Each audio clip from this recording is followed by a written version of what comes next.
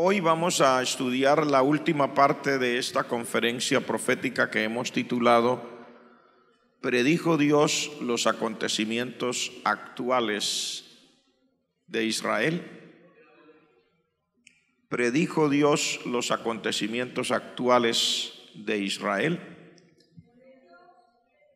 Entonces, en lo que hemos mirado, quedamos en las naciones que harán parte de esa coalición de la inminente invasión de Gog y Magog a Israel. Recuerden que estamos mirando los acontecimientos actuales de Israel a la luz de la profecía bíblica, y que dentro de esto uno de los acontecimientos que se espera es la invasión de Gog y Magog a Israel. Por supuesto, aclaramos según la profecía bíblica que no será solo ese príncipe ni esa nación, sino que será una coalición, o sea, un grupo de aliados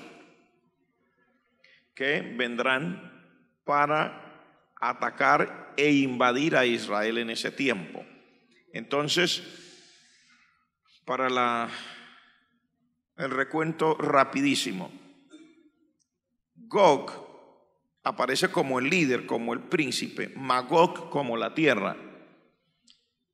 Según todos los estudios que trazan, y estoy hablando porque son estudios de los eruditos, que trazan la descendencia de las tribus de la antigüedad. Recuerden que todo esto comienza, toda esta repartición de tierras, a partir de los hijos de Noé después del diluvio. Después que hubo el diluvio, quedaron Noé y sus 3 hijos, lógico, cada uno con su esposa, y ellos fueron los encargados de repoblar otra vez la tierra. Entonces, según estos estudios, recuerde que Jafet es uno de los hijos, Sem es otro de los hijos, ¿verdad? ¿Y cuál es el otro? Cam. Entonces, Jafet tuvo un hijo que se llamó Magog. Gog y Magog están simbolizando la tierra donde esos descendientes se fueron a repoblar. Según todos los estudios de los eruditos, esta es la tierra, todo lo que hoy corresponde a Rusia. Allá se establecieron todos los descendientes. Por eso esa es la tierra, y en términos modernos, pues cada tierra tiene su propio nombre. Los países incluso han cambiado de nombre en la historia reciente. No se debe olvidar usted, por ejemplo, casos como el de Myanmar, que hasta hace poco no se llamaba Myanmar, sino Birmania. Pero porque Birmania quería decir tierra de los birmanos, los habitantes de Myanmar y su gobierno hicieron un estudio y las presiones internas para decir no se puede llamar Birmania, porque aquí no viven solo los birmanos, nosotros también somos de aquí y nosotros somos de otra raza. Entonces se le cambió el nombre de Birmania a Myanmar. Eso es en la historia reciente. Porque Myanmar quiere decir lugar de muchos ríos, mientras que Birmania quería decir tierra de los birmanos. Entonces ellos cambian el nombre, y así los países han cambiado en la historia, en su forma de llamarse. Entonces, Gog y Magog aparecen como Rusia, sus gobernantes, y luego los aliados, todos los que habla la palabra de Dios, Cus, Fut y Persia, etcétera, vendrían a convertirse en estos que usted ve ahí: Etiopía, Sudán, Libia, Irán y Turquía, y luego algunos países de Europa Oriental. Esa sería la coalición que vendría. Ahora, yo quiero mencionarles en este momento una de las cosas que probablemente sea más álgida en lo que llamamos nosotros el Oriente Medio, porque aparte de tener las razones que dijimos que son aliados de Rusia por razones, ¿cómo diríamos? Básicas, ¿no? Son sostenidos en la parte militarmente, son aliados, pero tienen sus razones propias. Dijimos que una es que Israel es un país muy próspero, ¿verdad? Es un país que se dice que debe tener el tamaño aproximadamente del departamento del Quindío para nosotros, que es lo más minúsculo que tenemos en departamentos aquí en Colombia, y ese debe ser el tamaño de la tierra de Israel. Pero ya ustedes han oído todo lo que hemos leído de información aquí, una cosa tremenda. Pero hay uno de los casos que realmente me impacta más a mí, que al mirarlo encontramos una razón profunda por qué estos países, sobre todo los que tienen que ver con el Oriente Medio, tengan esa inclinación a mirar a Israel de esa manera, y es el asunto del agua. Estas son las naciones. ¿Por qué esas naciones, aliados árabes, incluso Persia, etcétera, por qué ellos se sienten así con Israel? Aquí lo leímos hace unos días en la primera parte, que los países árabes y del Medio Oriente por lo general son países secos, desérticos. Usted va a Arabia, es una cosa bárbara, eso es desértico. La mayoría de países del Golfo Pérsico. Usted llega a Kuwait, a Dubái, a los Emiratos Árabes, y eso es, yo he llegado con temperaturas de noche, por ejemplo, a Kuwait llegué de noche con una temperatura de 54 grados centígrados. A las 8 de la noche ya se había ocultado el sol. Usted llega a Barranca y dice, gracias a Dios, ya refrescó. Llega a Bucaramanga y dice, qué frío, Dios mío, y entra aquí al templo y se llega al Polo Norte. Por razón de esos, como son esos países. Luego, ahí hacia abajo, incluyendo a Omán, que es el último, son montañas desérticas. La falta de agua es lo que convierte cada vez más los lugares en sitios desérticos y polvorientos. Entre menos agua haya, más desértico se va volviendo el lugar, porque al no haber agua, pues sencillamente no hay vegetación y se convierte en un ciclo vicioso. Es la vegetación la que permite que las lluvias, etcétera, y como no hay vegetación no hay lluvia, y como no hay lluvia no hay vegetación, y eso se sigue ampliando. Uno de los graves problemas en este momento, y yo quiero referirme, por ejemplo, uno de los grandes problemas que tienen, este problema lo ha enfrentado Siria, lo ha enfrentado Irán, lo enfrenta Irak, y lo han enfrentado muchas de estas naciones de este sector del Oriente Medio, y voy a referirme específicamente al problema, por ejemplo, que tiene Turquía con Siria y con Irán. Resulta ser que los dos ríos más famosos que cruzan desde Turquía hacia este lado para desembocar en el Golfo Pérsico son el Éufrates y el Tigris. Y estos dos ríos nacen en Turquía, en las montañas de Turquía. Estos ríos siempre abastecieron de agua a toda esta región. Esos ríos bajan de Turquía, van hacia el sur, cruzan por ahí, por donde usted ve una parte de Siria, y luego entran a Irak y van a caer allá al Golfo Pérsico, es donde desembocan. Igual pasa con el Tigris. Entonces ese Tigris afecta a Turquía, o sea, estos ríos, digamos, irrigan a Turquía, a Siria, a Irak, y le ayudan a Irán. ¿Cuál es el problema? Que que donde nacen los ríos es en Turquía. Es el primero que recibe esa agua. Y usted sabe que la modernidad exige que necesitemos electricidad.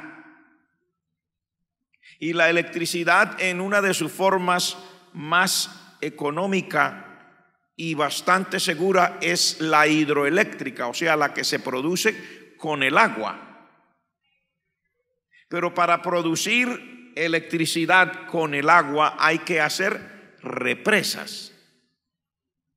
¿Qué quiere decir? Que hay que ponerle, en términos así muy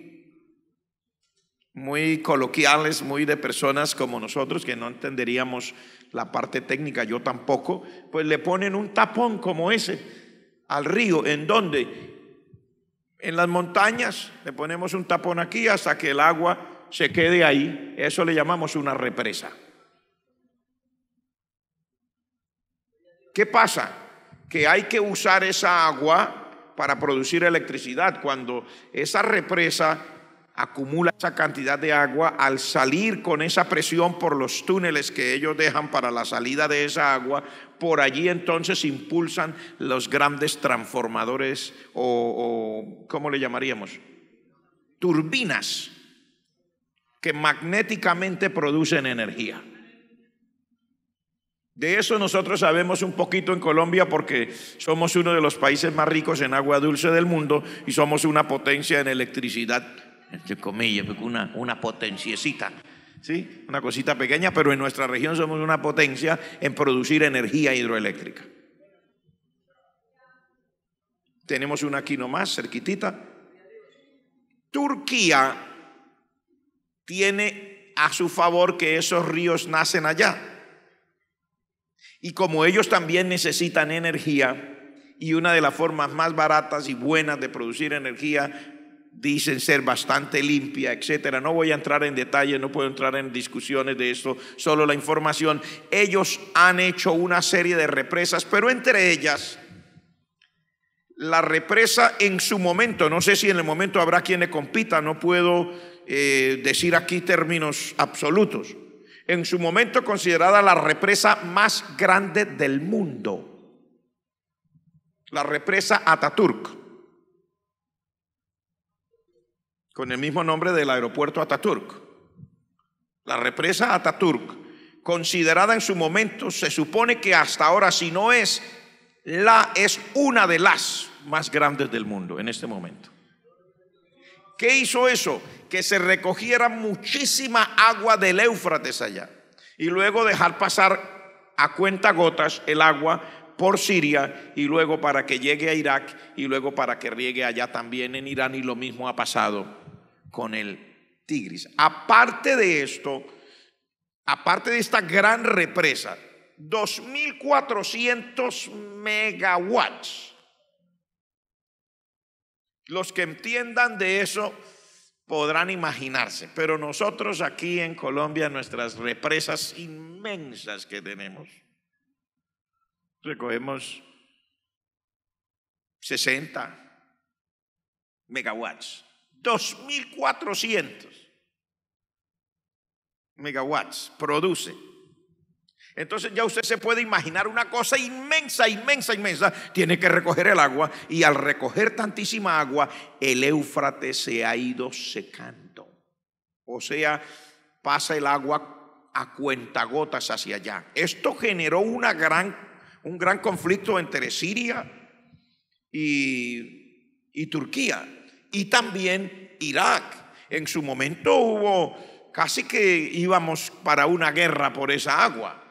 Hubo una intervención, etcétera, y bueno, pero el problema de las guerras durante el tiempo de la invasión a Irak, los países que siempre son los que ayudan a ser como el policía del mundo, en estos casos Estados Unidos y otras potencias, se entretuvieron en la guerra acá, y mientras tanto Turquía hizo rápido a toda carrera más represas. Y entonces se supone que si siguen al paso que van, el Tigris quedaría sin salida casi total de allá de Turquía. Y el Éufrates se ha disminuido de una manera bárbara. Claro, todo eso es profético. Se lo aclaro. Es profético porque en el libro de Apocalipsis dice que el río Éufrates se secará para dar paso a los ejércitos que vienen con los reyes del oriente. Eso es parte, o sea, mire usted cómo las cosas cuando uno las estudia se da cuenta de que la profecía es más cierta de lo que usted se puede imaginar. Alguien dice, ¿cómo se puede secar un río como el Tigris? ¿Cómo se puede secar un río como el Éufrates? El río ya va con un caudal muy bajo. Entonces, no solamente han habido problemas entre Turquía y Siria, han habido problemas también con Irán. Los iraníes han hecho una reclamación muy fuerte. La respuesta de uno de los ministros de Turquía fue, bueno, ¿por qué nos exigen a nosotros que ustedes tienen el derecho a que les compartamos el río? Dice, el río nace acá y es de nosotros. Dijo, pues compártanos el petróleo y nosotros les compartimos el río. Dijo, pero ustedes no están dispuestos a compartirnos el petróleo, ¿por qué se quejan que nosotros no compartimos el río? Es una respuesta bastante, pues, filosóficamente hablando, cada uno lo puede ver desde el punto de vista que quiera, como usted quiera. Yo no estoy ni a favor de Turquía, ni a favor de Irán, ni a favor, estoy mostrándole la información. Estoy mostrándole cómo esto, según los estudiosos, va a generar el próximo conflicto armado más grave del Medio Oriente. No será generado por el petróleo, sino por el agua. Porque un país sin agua se muere. Y usted que sabe que el de al lado la tiene. De hecho, en Yemen hay conflictos tribales por el agua. Yo he leído muchos reportes porque todo Yemen es parte de ese Golfo Pérsico y yo he leído, he visto los anuncios, no podemos entrar en detalles. Internamente las aldeas se pelean y hay muertos y se arman y todo por discutir y pelear por un pozo, porque usted tiene y deme a mí, no, si le damos a ustedes nos morimos nosotros también, mejor que se muera uno solo, muérase usted, yo no, etcétera. Y ahí comienza el problema.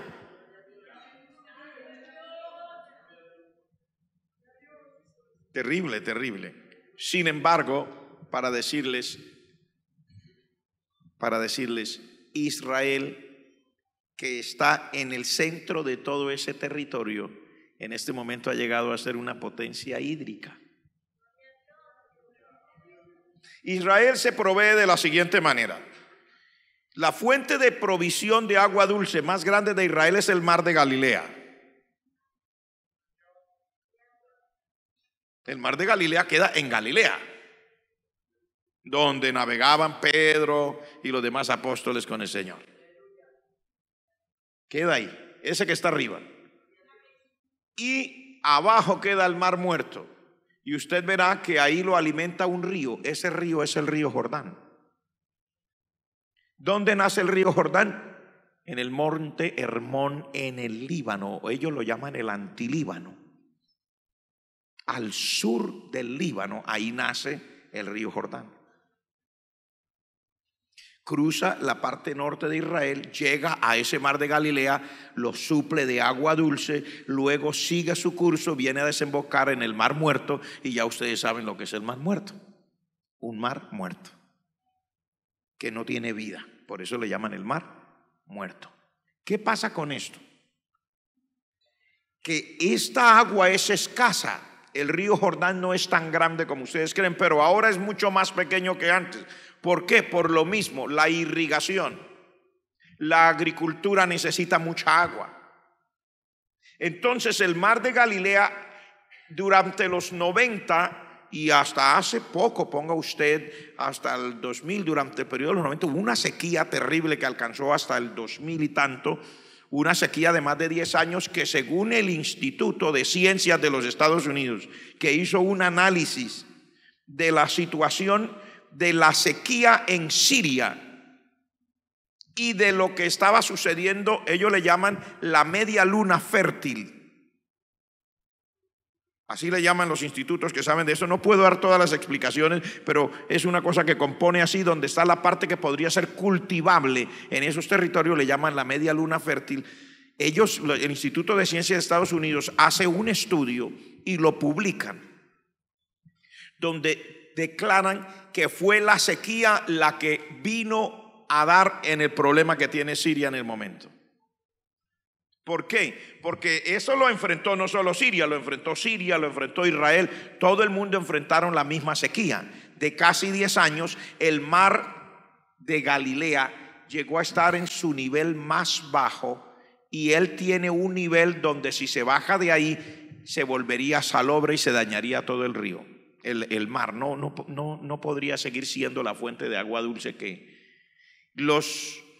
todos los demás. ¿Qué hicieron los sirios? Lo que haría cualquiera: hay que abrir pozos y abrir pozos de agua y pozos de agua, pero el agua cada vez como que huye más y más profundo y más profundo. Llegaron a abrir pozos hasta 500 metros de profundidad, hasta que se secaron las fuentes subterráneas de agua, y eso generó que hubiese por lo menos 1 millón de personas en Siria que se movieron desde los campos hacia las ciudades. Ciudades como Hom, ciudades como Damasco, etcétera, llegaron a la periferia, igual que pasa en cualquier país. Los campesinos que no tienen, que su vida es otra, que no tienen la tierra, etcétera. Eso vino a generar, dice ese estudio, el problema actual de Siria. Mire que todo eso estoy hablándole de los estudios que hacen los institutos. A diferencia, Israel en este momento goza de toda el agua que necesita, y se hacen una pregunta: ¿ahora qué hacemos con el agua que nos sobra? Qué cosa, ¿no? Y ellos viven en el mismo sitio, se convirtieron en exportadores de agua. ¿Cuál es la diferencia? Sencillo. Tuvieron 2 cosas importantes en Israel. Yo quiero ahondar un poco en la información que les di, porque la vez pasada no se les pudo dar toda la información acerca de esto, pero que es crucial. ¿Qué hizo que Israel no se hundiera como se hundió Siria? Estamos hablando ahora en explicaciones técnicas. Primero, cuando Israel se dio cuenta de que tenían un déficit de más de 1.400 millones de metros cúbicos de agua, déficit al año, se les iba a secar el mar de Galilea, y con esa sequía tan terrible implantaron primero el servicio de entrega de agua que viene a través de los grifos, o nosotros llamamos llaves de agua, grifos de agua, y los baños. Por todo el país, la Autoridad Nacional de Aguas de Israel dio una orden: me cambian toda la grifería del país y me cambian todos los servicios sanitarios del país. ¿Por qué? Porque los servicios sanitarios de antes usaban el doble de agua de aquellos más modernos que usan menos agua, pero usan más la presión.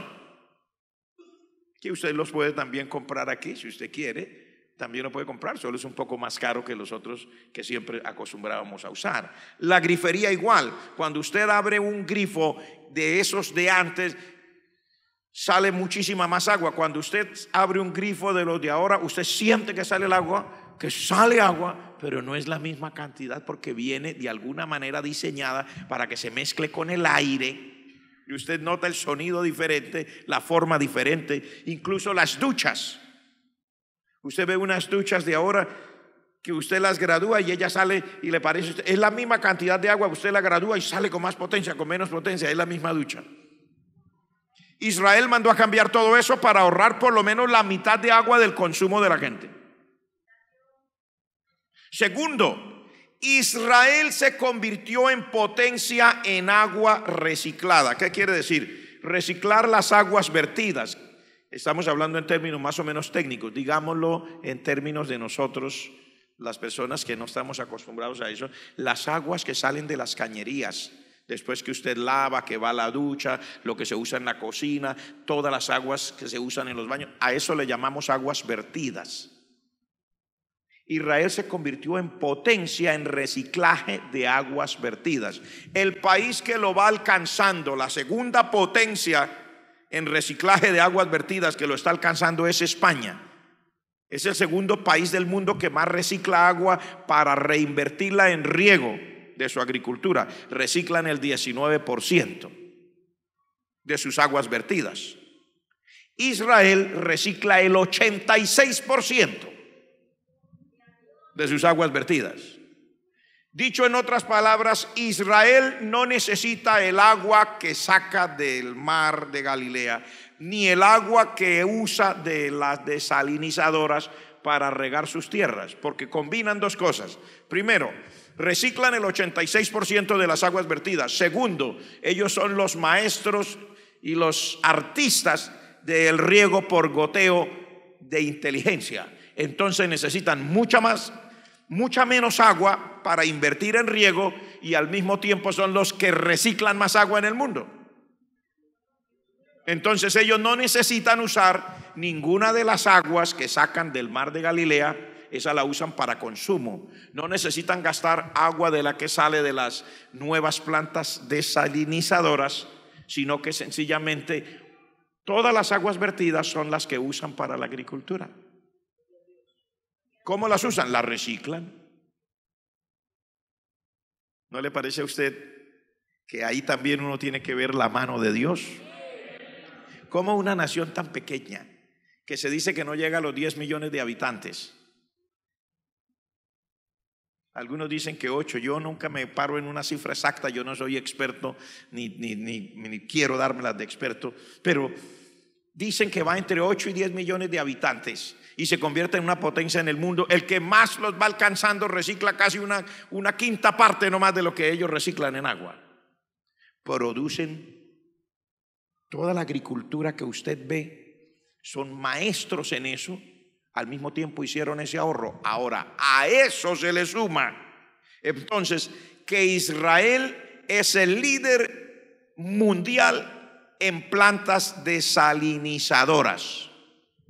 ¿Por qué? Por lo que hablamos la vez pasada, así muy como abuelo de pájaro. Resulta que las plantas desalinizadoras convencionales usaban el 35% más de energía. Aparte de que ellos inventaron un nuevo sistema, y esa planta, la última planta, creo que es la Sorek, que es de las más grandes, la más grande desalinizadora del mundo, la planta Sorek, que está aproximadamente a 16 kilómetros de Tel Aviv, según lo que dicen allí en los reportes. Esta planta inauguró el nuevo sistema de ellos. ¿Cuál? Se llama Sistema de Desalinización por Ósmosis Invertida. ¿Qué quiere decir? Sencillo. Las plantas desalinizadoras trabajan con unas membranas, o digámoslo en términos nuestros, un pedacito de plástico, para que me entienda. Pedacito de plástico, le llaman membrana, le abren orificios y disparan el agua a través de esa membrana, y esos orificios son tan pequeños, por ejemplo los de la planta Sorek son de la centésima del grosor de un cabello. O sea, 100 veces menos el orificio que el grueso de su cabello en la membrana. Disparan el agua a través de la membrana, y la membrana retiene la sal, los minerales, y deja pasar el agua, y le siguen el proceso hasta que sale de la mejor agua del mundo. Tenía un problema las plantas desalinizadoras, o dos mejor. Uno, el consumo de energía tan alto. Segundo, que cuando se hace ese sistema, los microorganismos del agua del mar no solamente tiene sal y minerales, sino microorganismos, o sea, organismos muy pequeños, se quedaban y tapaban los pequeños orificios.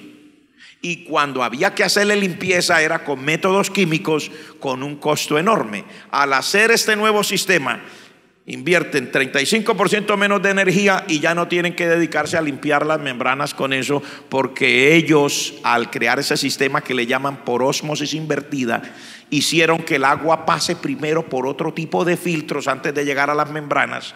Cuando le disparan, por ejemplo, dice que la planta Sorek tiene 50,000 cilindros con membranas.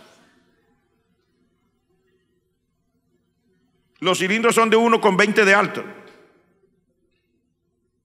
Le disparan el agua con una presión de aproximadamente 70 atmósferas para obligarla a pasar por allí. Pero el proceso que ellos usan les hace todo.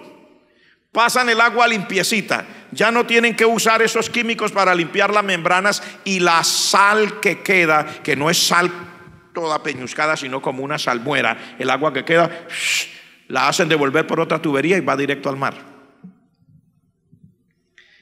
En este momento, allá en Estados Unidos, ellos en el desierto, o así, porque hay unos desiertos allá en California, ellos están construyendo una gemela de la planta Sorek. No sé si ya la habrán terminado. Están con pedidos de cientos de plantas para el mundo, porque dicen las agencias que investigan esto, que 300 millones de habitantes en el mundo consumen agua desalinizada, pero el líder en esto es Israel. Entonces, debido a eso, Israel consume su agua a un costo tan económico. Escuche esto. Entonces, esos detalles son, aunque a usted tal vez no le gusten los detalles, a mí me gustan, porque ahí se ve la mano de Dios. Es en los detalles donde usted ve la mano de Dios. Usted habla de cosas sin detallar y no se ve la mano de Dios. Usted habla de cosas con detalle y usted ve la mano de Dios.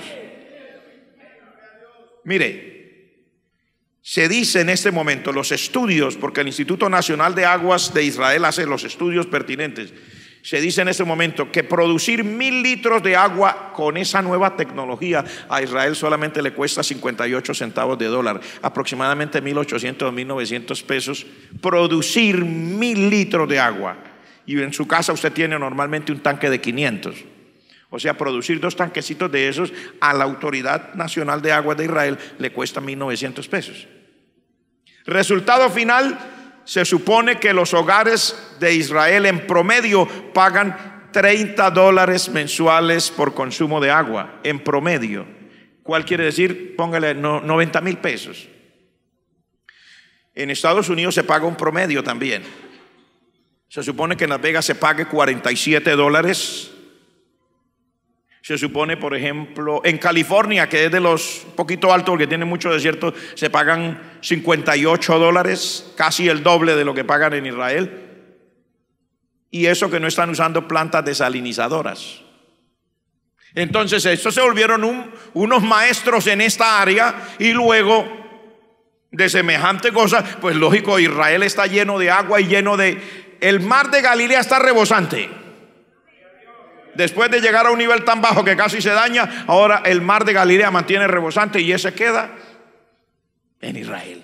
Es de ellos.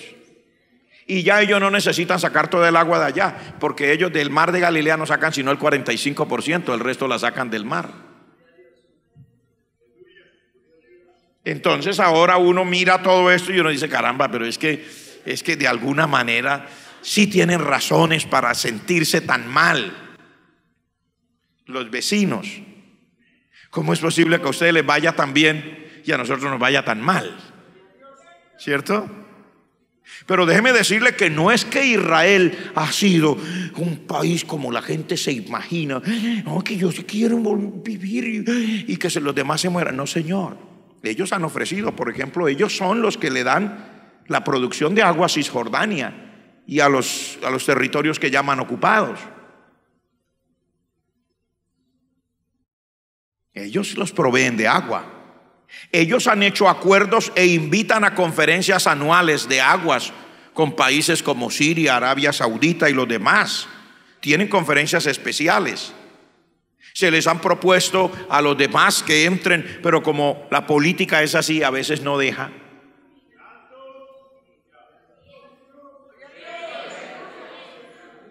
Pero por ejemplo hay un proyecto conjunto que le llaman el Canal del Mar Muerto.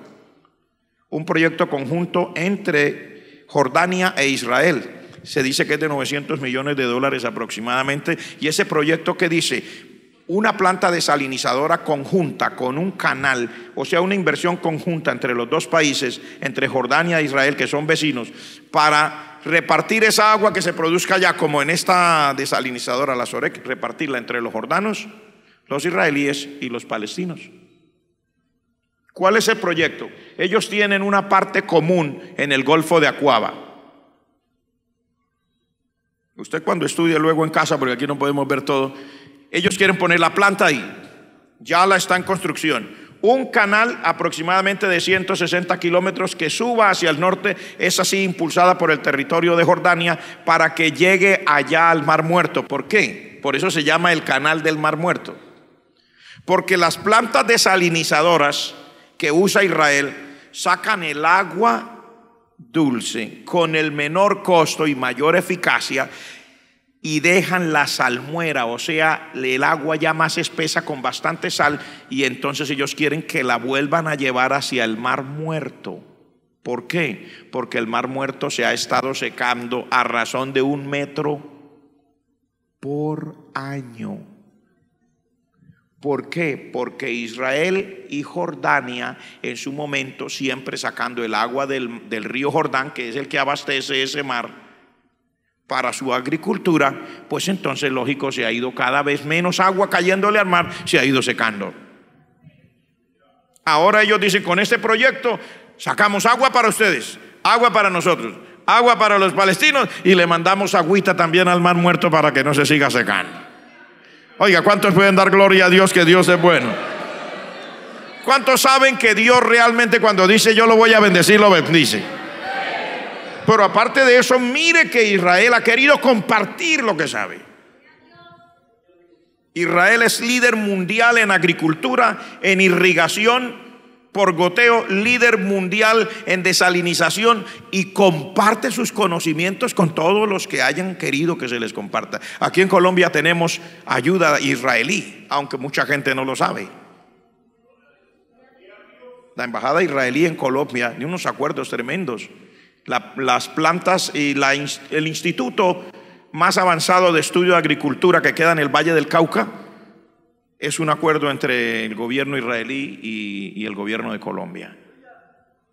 Y así hay muchas cosas, pero quería decirles esto porque entonces ahora podemos seguir. Entonces usted ve por qué realmente esos conflictos se dan. Y realmente que aparte de que estos aliados son aliados con Rusia y que Rusia tiene sus intereses, pero es que hay cosas muy valiosas allá. Imagínense usted, allá está el agua. Y es el agua el que está causando problemas en el Medio Oriente. Tienen no solamente agua allí, tienen la capacidad de producirla y de compartirla y de exportar también. Entonces, en todo esto, primero vemos la mano de Dios. Yo cuando miro esto, yo digo, Señor, tu palabra siempre se cumple.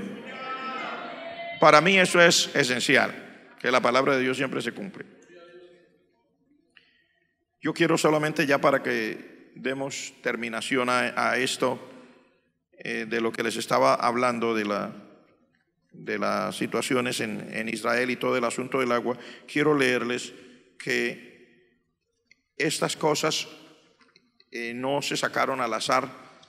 Un famoso autor, Rowan Jacobsen, es el ganador del premio James Beard, autor de Fruitless Fall, autor de Living Short, The Shadows on the Gulf y otros libros.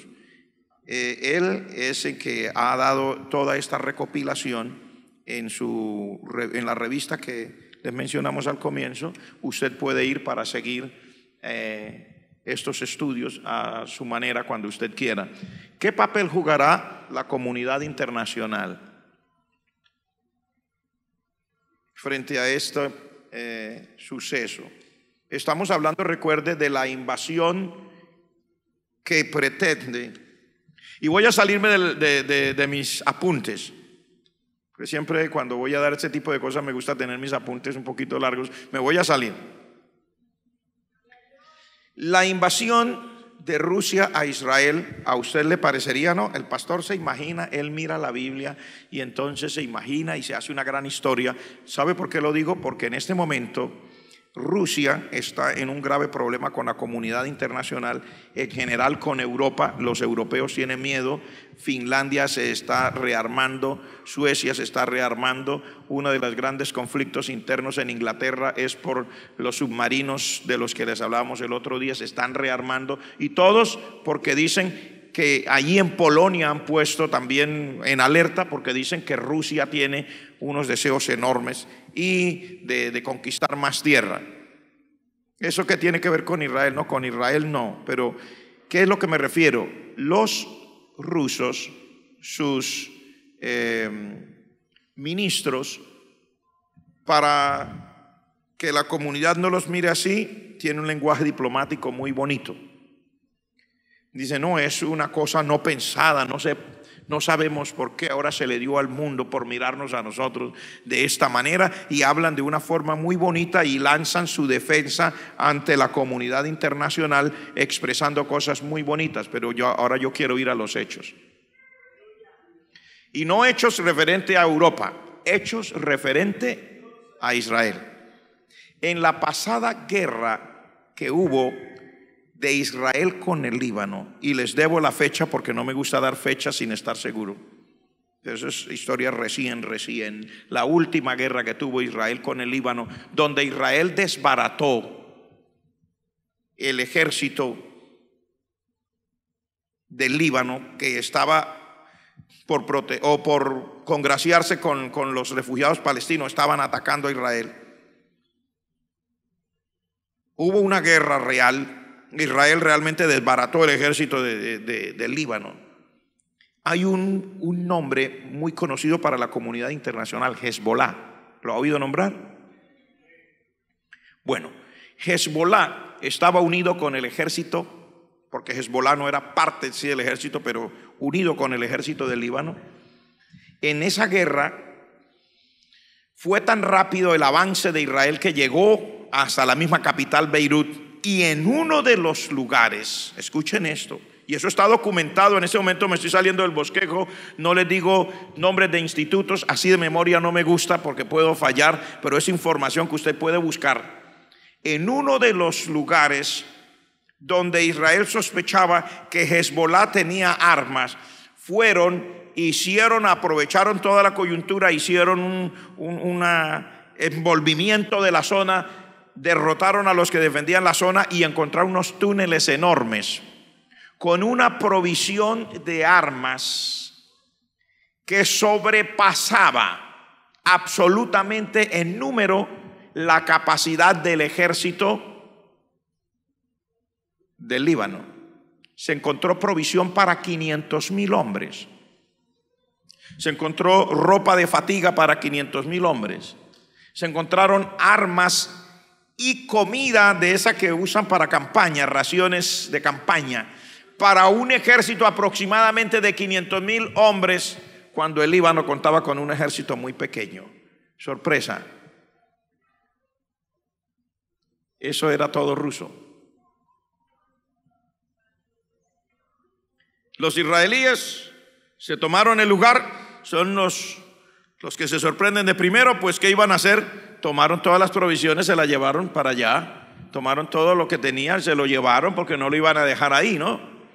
Se lo llevaron, pero la información alcanzó a salir. Cuando sale la información, Rusia sale inmediatamente a desmentir. O sea, dicho en otras palabras, lo que le voy a decir es: las intenciones ya existen. No ha llegado el momento, porque el momento no lo determina Rusia ni el presidente de turno. El momento lo determina Dios, que es otra cosa. Amén, hermano. Pero la intención ya está. La intención ha estado en el corazón y manifestado en obras, en hechos.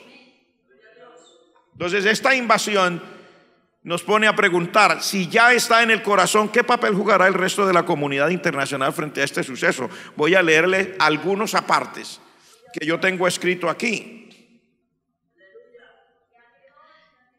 El secretario actual de la ONU, el señor Guterres, en una breve declaración a los periodistas en un pasillo situado a la salida del Consejo de Seguridad, recordó que desde que se convirtió en titular de la ONU se ha mostrado en contra de medidas unilaterales. ¿Qué quiere decir? Como lo que ha pasado ahora recientemente acerca de reconocer a Jerusalén como capital de Israel. Dice: cualquier decisión que no sea aceptada por todas las partes podría poner en peligro la paz o la posibilidad de paz entre israelíes y palestinos. Y no aceptó preguntas después de leer esa declaración.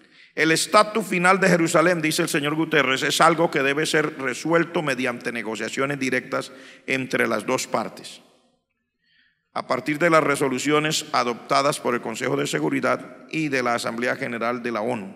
O sea, si hay unas resoluciones que dicen que ellos deben llegar a ponerse de acuerdo entre los palestinos y los israelíes, pero que tiene que ser un acuerdo entre los dos. Luego dice, esas negociaciones deben tomar en cuenta las preocupaciones legítimas, tanto del lado palestino como del israelí.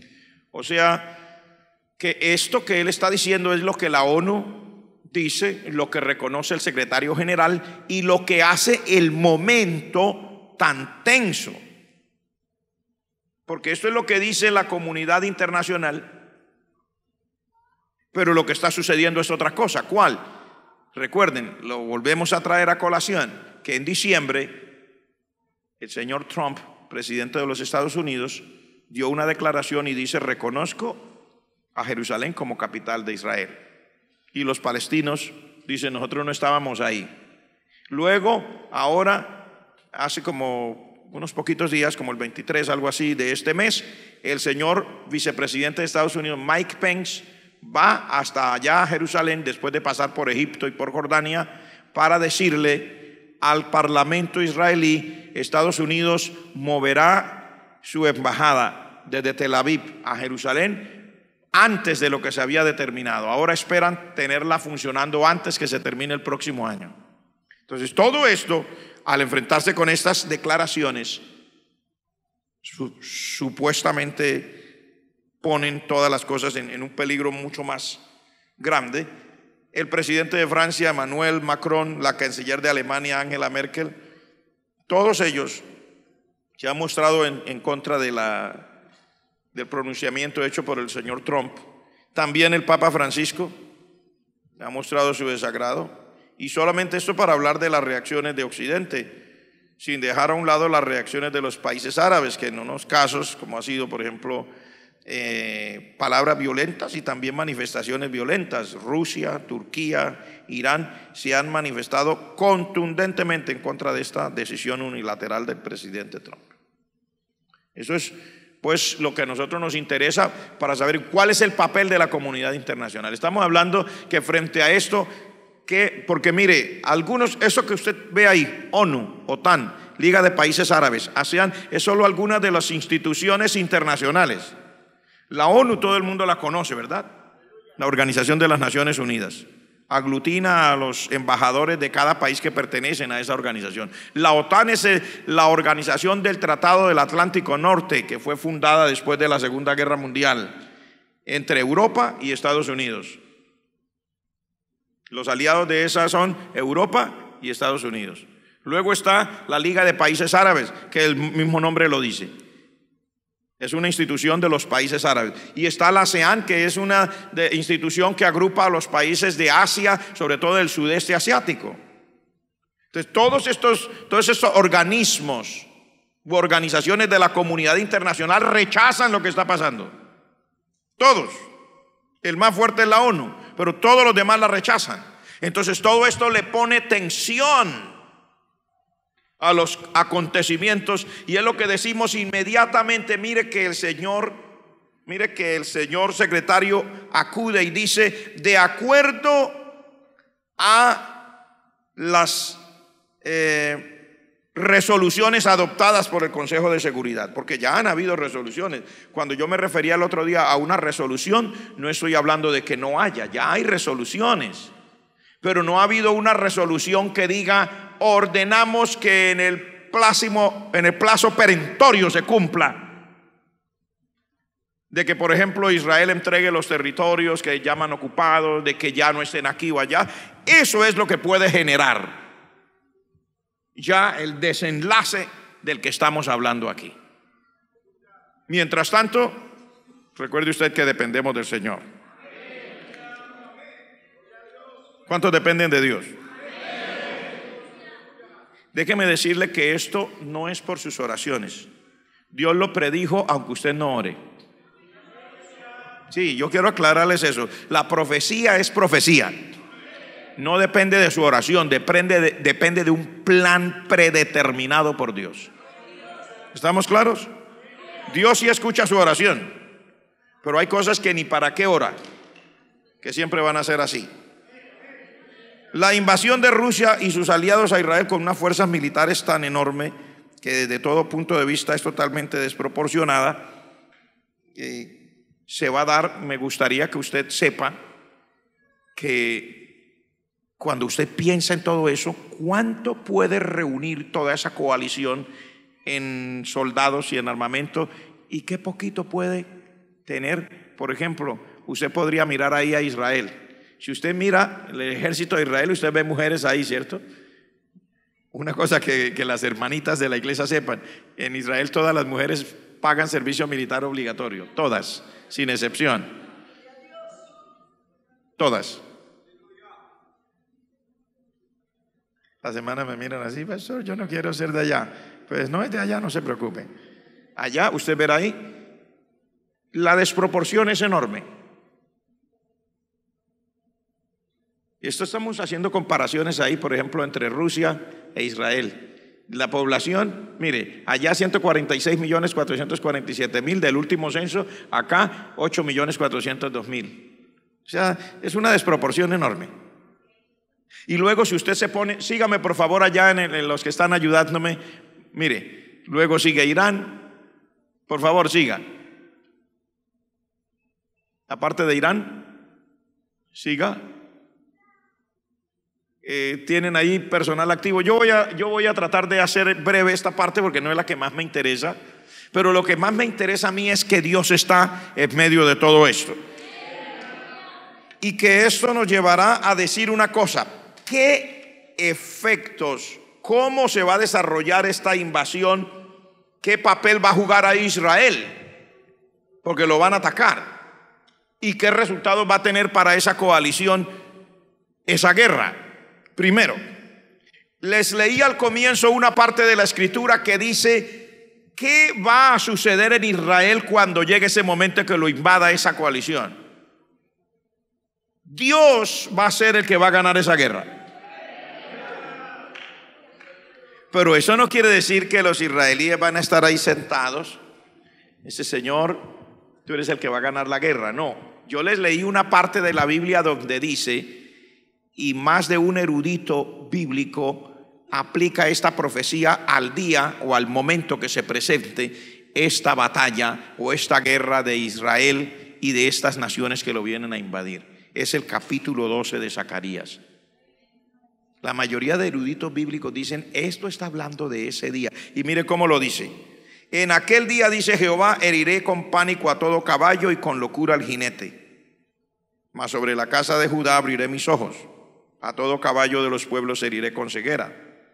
Luego dice que ¿cuál será la reacción del ejército de Israel? Dice el verso 5: los capitanes de Judá dirán en su corazón: tienen fuerza los habitantes de Jerusalén en Jehová de los ejércitos su Dios. Algunos dirán: no, pero los ejércitos, mire, como una cosa que la mayoría de personas no saben, todavía hoy el ejército de Israel, cuando van a salir a una batalla, los sacerdotes o rabíes, como usted los quiera llamar, de la religión judía, todavía van allá al, ¿cómo le llamaríamos?, al cuartel donde están los soldados, y todavía oran con los soldados y con los militares que van a salir en batalla. Les dice: vamos a salir en guerra, y le leen la parte de allá de la Torá que ellos conocen, de allá donde dice en la ley de Moisés que no te preocupes, que Jehová tu Dios estará contigo, que Él derrotará a tus enemigos, que Él enviará avispas. Entonces lo lee. Le dicen: hijo mío, va a salir a la guerra, algunos de ustedes se van a morir, pero no se preocupe, todo el mundo se muere, pero mire, no nos vamos a morir todos, porque mire lo que dice Dios aquí. Y comienzan y les leen, y después que les leen eso dice: ahora vamos a orar a Jehová, así como usted lo oye, ahora vamos a orar a Jehová, Dios de Israel, y comienzan a mover su cabecita y a decir: Dios mío, como dice tu palabra, Padre celestial. Sí, aunque usted no lo crea, yo he visto los videos de los rabíes orando con el ejército antes de salir a la batalla. Invocan a Dios.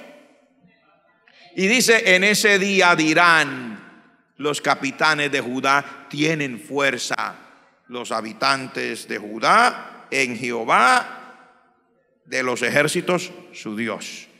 Luego en el verso 6 dice: en aquel día pondré a los capitanes de Judá como brasero de fuego entre leña y como antorcha ardiendo entre gavillas, y consumirán a diestra y a siniestra a todos los pueblos alrededor. En el verso 8 dice: en aquel día defenderá Jehová al morador de Jerusalén. Y mire lo que dice: El que entre ellos fuere débil, en aquel tiempo será como David. Y la casa de David será como el ángel de Jehová delante de ellos. Ay, Padre Celestial. O sea que ese día van a estar ungidos para pelear. Usted dirá, hermano, no, pero es que ¿quién no pelea? Póngalo como quiera. La palabra de Dios dice aquí, ese día los capitanes van a decir, los habitantes de Jerusalén tienen fuerza en Jehová su Dios, y se van a enfrascar en la batalla, y los sacerdotes van a orar con ellos, y ellos van a decir, vamos a pelear, y si nos matan, que nos maten, pero vamos a salir. Y dice, y en ese día Dios hará que los del ejército del común, los soldados, dice, sean como la casa de David. Y luego dice, y hará que los capitanes, como decir la casa de David, como si fuera el ángel de Jehová delante de ellos. Ay, Padre Celestial. Yo le digo una cosa, no se meta a pelear con nadie que esté bajo la unción de Dios, porque no le va a ir bien. No le va a ir bien. Dice, Dios hará que en ese día Jerusalén sea como un brasero en medio de la leña. ¿Usted sabe cómo es un brasero en medio de la leña? Que cuando coge candela, lo que le acerque lo prende, lo consume. Dios hará, dice, en ese momento cuando se presente eso, Israel va a tener, como diríamos nosotros, el ejército va a tener una moral muy alta. Muy alta. Si usted quiere tener idea cómo ha peleado Israel cuando tiene la moral alta, léase o mire documentales, váyase a National Geographic allá en su buscador y busque la guerra de Israel en el 67, la guerra de Israel con la última guerra que hubo con los sirios, con Egipto, y usted encontrará la respuesta a lo que le estoy diciendo. Sí, murieron. Yo no voy a decir que los israelíes no se mueren. Murieron israelíes, sí, también mueren por cientos. Pero usted mire ahí y usted sabrá de lo que yo le estoy hablando. Y eso es sin que haya llegado ese momento donde dice, yo mismo, dice Dios, yo haré. O sea, ya será una intervención totalmente divina. Dice, yo los pondré como brasero en medio de la leña. Consumirán a diestra y a siniestra a todos los pueblos que vinieren contra ellos. O sea que Israel va a pelear, que se va a sentir que están en una guerra. Pero aparte de eso, entonces usted tiene que ir a la palabra de Dios para ver cómo también Dios pelea. ¿Cómo cree usted que pelean los israelíes? Bueno, con las armas que tienen. ¿Usted sabe cómo pelea Dios? Le muestro un poquito de la pelea del Señor. A mí me gusta oír de esto y ver esto porque el Señor pelea una guerra no convencional. Voy a leerles aquí. Dice Ezequiel 38. En el verso 18, en aquel tiempo cuando venga Gog contra la tierra de Israel, dijo Jehová el Señor, subirá mi ira y mi enojo. Verso 19, porque he hablado en mi celo y en el fuego de mi ira. Escuche, que en aquel tiempo habrá gran temblor sobre la tierra de Israel, que los peces del mar, las aves del cielo, las bestias del campo y toda serpiente que se arrastra sobre la tierra y todos los hombres que están sobre la faz de la tierra temblarán ante mi presencia, y se desmoronarán los montes y los vallados caerán y todo muro caerá a tierra. Más fácil, ¿no? Más fácil. Para el Señor es muy fácil.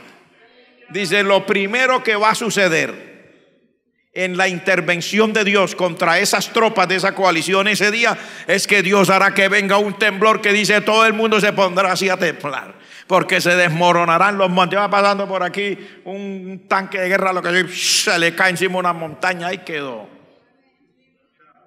Va pasando el ejército, se le abre la tierra y no pueden caminar. Usted sabe que estamos hablando de cosas totalmente diferentes. Estamos hablando ahora de la intervención de Dios. ¿Cuántos creen que Dios sabe intervenir? Cuando Dios quiere intervenir, Dios interviene. y no necesita las armas que tienen los seres humanos, no necesita las ametralladoras, no necesita las granadas, no necesita las bombas. Él es el dueño de este planeta, Él es el hacedor de todas las cosas. Con su palabra Él mueve todas las cosas. ¿Cuánto le dan gloria al Señor? Por eso, si usted es hijo de Dios, sírvale a Dios con seguridad, créale a Dios, viva para Dios. No se doblegue ante el diablo, no se doblegue ante el pecado, no se doblegue ante el mundo, no se doblegue ante los cantos de sirena que el mal trae contra usted para hundirle, para quitarle lo que tiene. Usted tiene un Dios grande, grande, grande, grande. ¿Cuántos tiene ese Dios grande? Levante la mano que tiene ese Dios grande. Oh, perdone que me salga un momento de la conferencia, pero esto hay que decirlo. El Dios al que le servimos es grande, grande, grande, grande.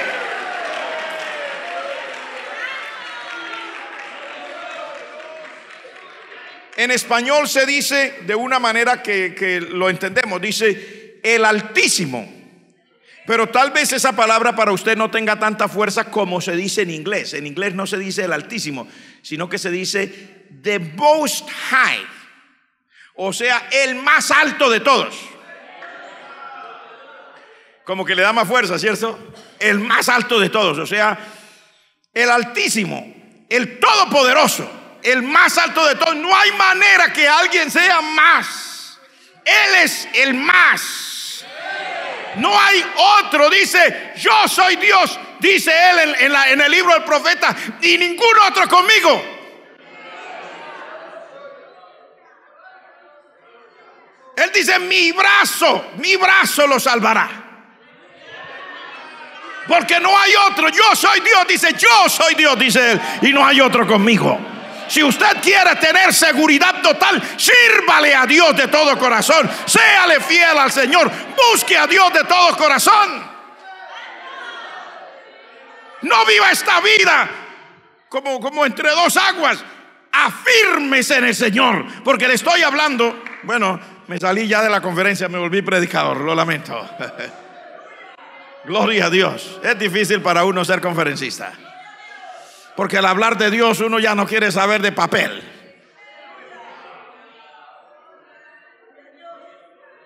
Ya no es información, ahora es convicción de lo que Dios dice. Ya no es lo que dicen las noticias, es lo que dice Dios en su palabra. Cuando usted tiene un Dios como el nuestro, usted no se dobla ante el pecado. Cuando usted tiene un Dios como el nuestro, usted no se le arrodilla al diablo, usted no se le vende a la tentación, usted no se le vende al mundo, porque sabe que tiene un Dios grande, grande, grande, grande.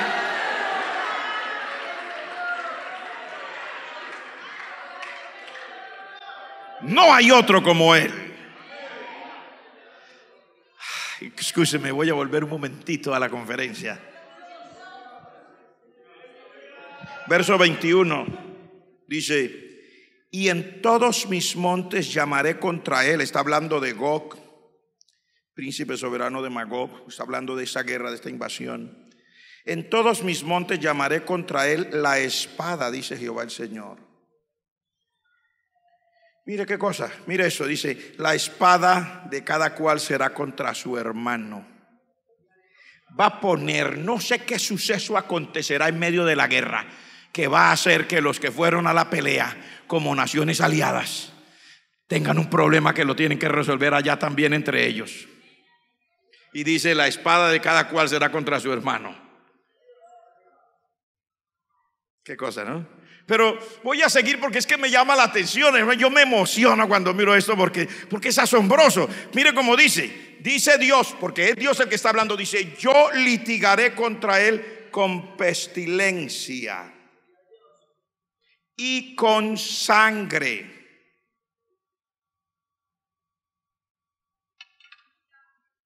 ¿Se da cuenta que Dios es el dueño, que tiene control? Cuando él dice aquí, lo que quiere decir: ese día yo voy a pelear contra él con pestilencia. O sea, se van a enfermar las tropas ahí. Sí, Israel va a pelear, pero nada que ver contra una fuerza tan descomunal de enemigos Dios mismo está ahí peleando y dice, no, yo los voy a, primero un gran terremoto, después voy a pelear contra él con pestilencia. Se van a enfermar esas tropas, hermano. Y luego dice, con sangre. Pero yo me imagino esta otra parte y yo siempre que lo leo me río. Digo, perdón, Señor, yo me quiero reír un poquito. Yo me quiero reír un poquito porque esto me produce a mí una sensación, un deseo de reír y de estar satisfecho. Mire lo que dice: haré llover sobre él, sobre sus tropas y sobre los muchos pueblos que están con él, impetuosa lluvia y piedras de granizo, fuego y azufre. Alabado sea Dios. Ahí sí fue. Yo me imagino. Porque las tropas de nuestros días se jactan de todas las armas que tienen. Muy poderosas, muy exactas, muy fuertes, terribles.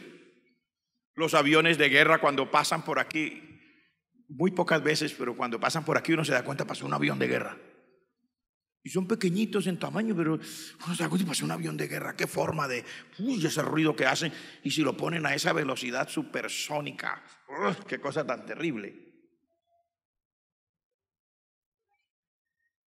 Y esos aviones, los más modernos, son invisibles a los radares.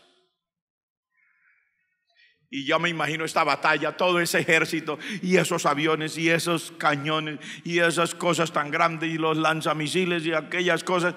Y luego el Señor desde el cielo, ¡pah!, con una piedra, dice. Y especifica bien, dice, con una piedra de granizo. O sea, piedras de hielo. Me encanta, permíteme repetirlo. Me encanta porque es que uno debe disfrutar la verdad de Dios en su palabra. Allá están las tropas, todas allá, con sus armas, misiles, todo lo que ellos tengan, bombas, todo lo es la especialización del mundo. Y Dios dice, vea, yo voy a pelear con ustedes. No vale la pena gastar mucho. Yo los voy a acabar a piedra. Dice que comienza a tirarle desde el cielo piedras de granizo. Usted dice, no, pastor, eso no es pura mentira. La Biblia dice que una piedra que va a ser, no. ¿Usted ha leído los reportes de lo que ha pasado ahora con el cambio del clima? ¿Ha leído los reportes de las tormentas de granizo que han habido?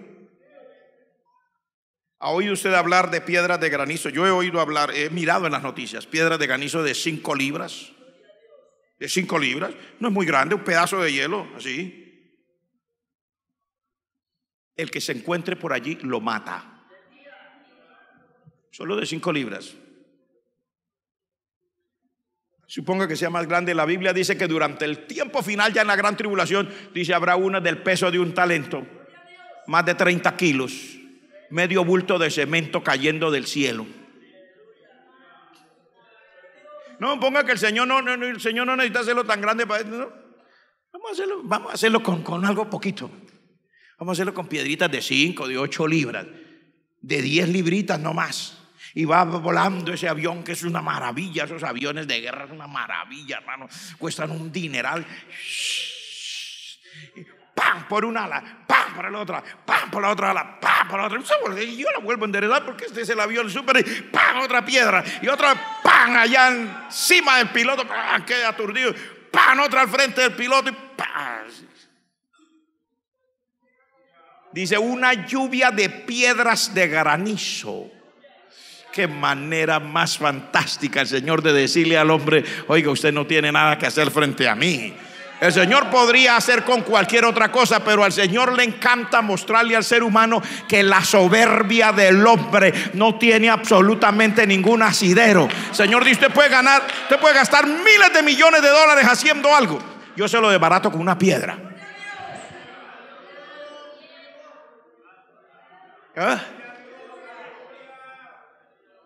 Dios dice, yo se lo desbarato. Yo no necesito mucho. Yo le tiro unas 3 piedrecitas de allá arriba, no es mucho.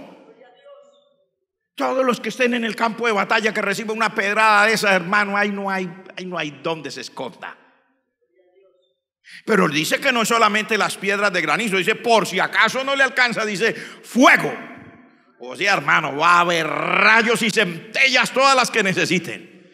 Padre celestial, un día un hermano de la congregación venía conduciendo por una carretera y al otro día me dijeron aquí, pastor, yo tuve que detenerme, pastor, eso caían rayos y centellas, adelante el carro, a un lado del carro, más allá, y uno ora, Señor Padre Santo, se sacude todo, aunque todavía no lo ha tocado a uno. Se imagina que caiga sobre las personas, o que caiga sobre esos aparatos, que caiga sobre esos carros, que caiga sobre esas armas, hermano, no queda nada. Yo estoy diciéndole esto no porque usted necesite que se lo diga, es para que lo disfrute. Para que lo disfrute, para que usted sepa que cuando Dios dice yo voy a hacer algo, no hay diablo que pueda decir nada contrario. Cuando Dios dice, vea, yo voy a librar a ese pueblo, porque ese es el pueblo de Israel, mi pueblo. Dios dice, vea, yo lo voy a librar a piedra, lo voy a librar con truenos, lo voy a librar con centellas, con rayos, pero lo voy a librar. Esa invasión de Rusia a Israel dejará el ejército ruso y de sus aliados hecho añicos.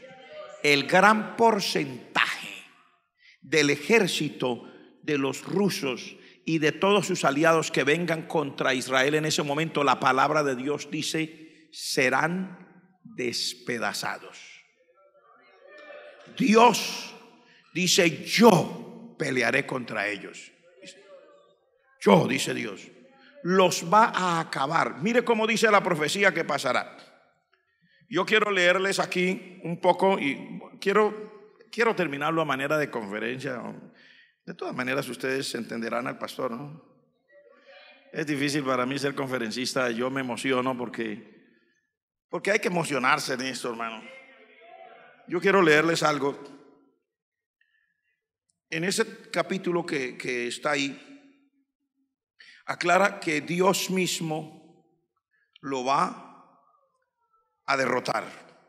Dice en el capítulo 39, tú pues, hijo de hombre, profetiza contra Gog y di, así ha dicho Jehová el Señor, he aquí yo estoy contra ti, oh Gog, príncipe soberano de Mesec y Tubal, y te quebrantaré y te conduciré y te haré subir de las partes del norte y te traeré sobre los montes de Israel, sacaré tu arco de tu mano izquierda, derribaré tus saetas de tu mano derecha. Eso lo dice Dios, es lo que Él hará.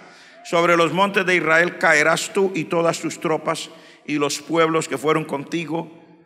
Te daré a aves de rapiña de toda especie, a las fieras del campo te he dado por comida. Sobre la faz del campo caerás, porque yo he hablado, dice Jehová el Señor. Yo quiero que usted mire que Dios mismo, Él dice, yo lo voy a derrotar. Y es más, ni siquiera dice que eso es por las circunstancias del momento. Sí, habrán unas circunstancias y unas coyunturas por las cuales estos países quieran venir, pero Dios dice que no es así. Dios dice, soy yo que lo voy a traer, le voy a poner un garfio en sus quijadas y lo voy a traer para cobrarle mis cuentas aquí. Usted dirá, ay, pastor, pero así de malo es Dios. Ay, pobrecitos, Él sabe que los va a matar y los trae para matarlos. Ay, no puedo creer. Yo quiero hacer una pregunta. Ay, tan buenos son los seres humanos.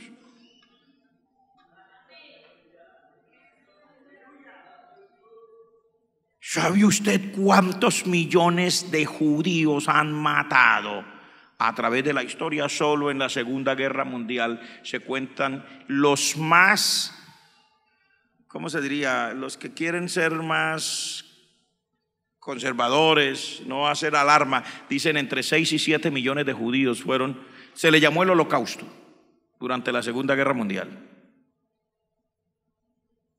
Se hizo 7 millones solo durante la Segunda Guerra Mundial. La mayoría de estos lo hicieron los alemanes con sus aliados en Europa Oriental. En Polonia fueron muy terribles las cosas, también lo fueron en otros países de Europa. Son los millones de muertos también en Rusia. La gente no tiene idea del antisemitismo que no ha sido nuevo, que se ha ensañado contra ese pueblo de Dios durante siglos en esa región. Cuando usted va a la escritura, usted dice, pero parece no tener sentido, ¿verdad? Porque realmente son descendientes de Jafet, y Jafet era hermano de Sem.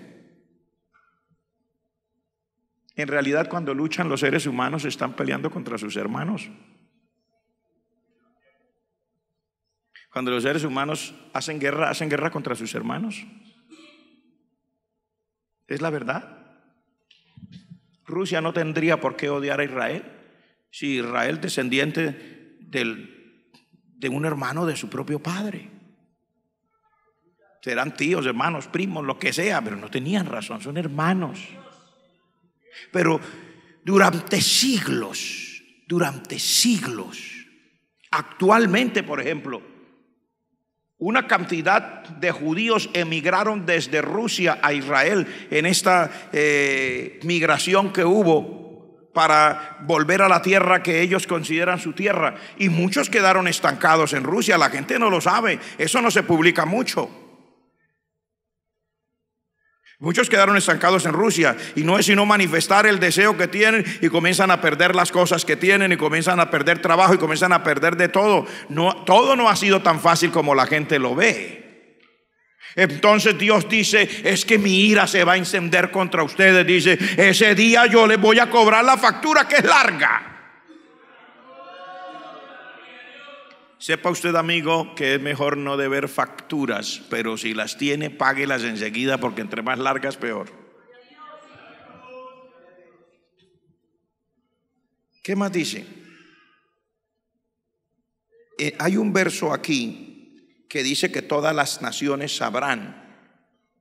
En el verso 23 del capítulo 38 dice, y seréis santificado, engrandecido y santificado, y seré conocido ante los ojos de muchas naciones, y sabrán que yo soy Jehová. Dice en el verso 7 del capítulo 39, y haré notorio mi santo nombre en medio de mi pueblo Israel, y nunca más dejaré profanar mi santo nombre, y sabrán las naciones que yo soy Jehová, el Santo de Israel. Mire lo que dice en el capítulo 38, en el verso 16. Dice, subirás contra mi pueblo Israel como nublado para cubrir la tierra. Será al cabo de los días, o sea, al final de los tiempos, y te traeré sobre mi tierra para que las naciones me conozcan cuando sea santificado en ti, oh Gog, delante de sus ojos. ¿Qué es lo que yo estoy mostrándole aquí? Que Dios dice, la gente tendrá que saber que fui yo. Por eso Dios no lo va a hacer con cañones, ni lo va a hacer con misiles, sino Dios dice, las naciones sabrán que soy yo. El mundo tendrá que saber que fue de una manera sobrenatural. Tratarán de explicarlo como quieran, tratarán de explicarlo como se les antoje, pero tendrán que reconocer que fue Dios el que hizo lo que hizo. ¿Cuántos están aquí? Cuando todo esto suceda, en esta profecía, Dios permitirá, y yo quiero ya ir finalizando, todo esto, y le cobrará una cuenta tan grande a esta nación enemiga de Israel, que mire lo que dice en el verso 11 del capítulo 39. Dice, en aquel tiempo yo daré a Gog lugar para sepultura allí en Israel, el valle de los que pasan al oriente del mar, y obstruirá el paso a los transeúntes, pues allí enterrarán a Gog y a toda su multitud, y lo llamarán el valle de Amón Gog. Y la casa de Israel los estará enterrando por 7 meses para limpiar la tierra. Los enterrará todo el pueblo de la tierra, y será para ellos, o sea, para la casa de Israel, célebre el día en que yo sea glorificado, dice Jehová el Señor. Escuche: y tomarán hombres a jornal que vayan por el país con los que viajen, para enterrar a los que queden sobre la faz de la tierra, a fin de limpiarla. Al cabo de 7 meses harán el reconocimiento. Escuche: y pasarán los que irán por el país, y el que vea los huesos de algún hombre pondrá junto a ellos una señal, hasta que los entierren los sepultureros en el valle de Amón Gog. El ejército de esa coalición que viene contra Israel será eliminado. Dice: caerá sobre los montes de Israel. Dice específicamente el tiempo que durarán enterrándolos. Y eso que conste qué tan eficaces son los israelíes al hacer sus tareas. De todo lo que les hemos hablado, de toda su tecnología, toda su forma, que son supremamente eficaces, cuando van a hacer algo lo hacen. Y dice: durarán enterrándolos 7 meses. Es que va a ser una cosa terrible. 7 meses. Cuando se acabe la guerra, 7 meses estarán enterrando. Y dice aquí, porque es una cosa que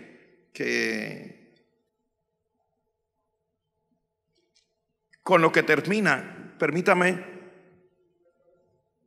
si estoy en el lugar que quiero estar, aquí, en el verso 10 del capítulo 39, mire lo que dice.